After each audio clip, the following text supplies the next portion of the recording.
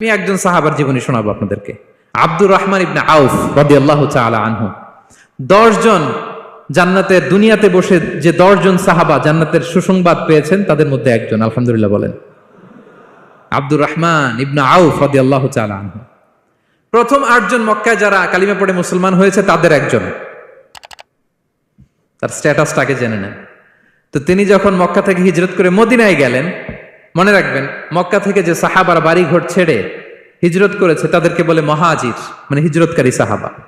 আর মদিনাতে যে সমস্ত সাহাবারা তাদেরকে রিসিভ করেছেন তাদেরকে বলে আল আনসার, মানে সাহায্যকারী সাহাবা।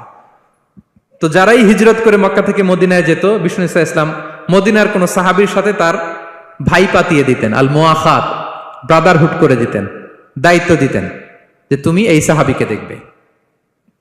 তো আব্দুর রহমান ইবনে আউফ রাদিয়াল্লাহু তাআলা আনহু যখন হিজরত করে গেলেন, তার দেখভাল করার জন্য যে সাহাবীর দায়িত্ব পড়ল তার নাম হচ্ছে সাআদ ইবনে রাবিয়া, আনসারী সাহাবী রাদিয়াল্লাহু তাআলা আনহু। বিষ্ণু বললেন, সাআদ, আব্দুর রহমান ইবনে আউফ তোমার ভাই, ভাই বানিয়ে দিলেন। কি বানিয়ে দিলেন?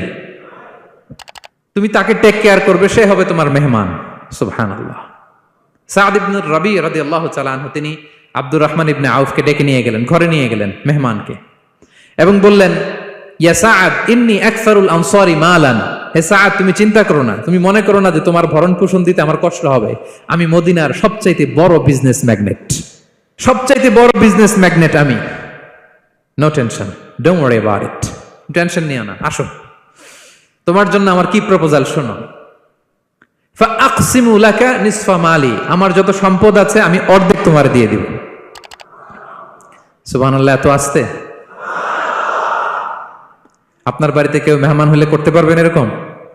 আল্লাহ, কেমন প্রেরণার বাতিঘর তারা।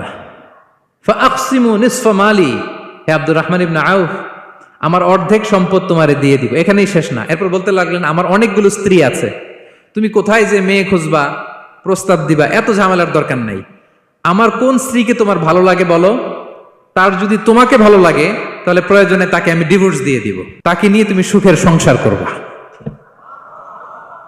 আল্লাহু আকবার, আল্লাহু আকবার। অর্ধেক সম্পদ দিয়ে দিব, আমার একাধিক স্ত্রী আছে, কাউকে যদি তোমার পছন্দ হয় এবং সেও যদি তোমাকে পছন্দ করে প্রয়োজনে তাকে ডিভোর্স দিব। New life, new career, just go on. আমরা এই সুযোগ পেলে কি করতাম? সাথে সাথে অর্ধেক সম্পদ নিয়ে নিতাম, ঠিক কিনা? আব্দুর রহমান ইবনে আউফ প্রেরণার বাতিঘর। উনি কি করলেন? উনি বললেন, লা হাজাতা লি ফি যালিক। আমার ভাই, তুমি যে বলছো, এ সাআদ ইবনে রাবি, তুমি যে এত চমৎকার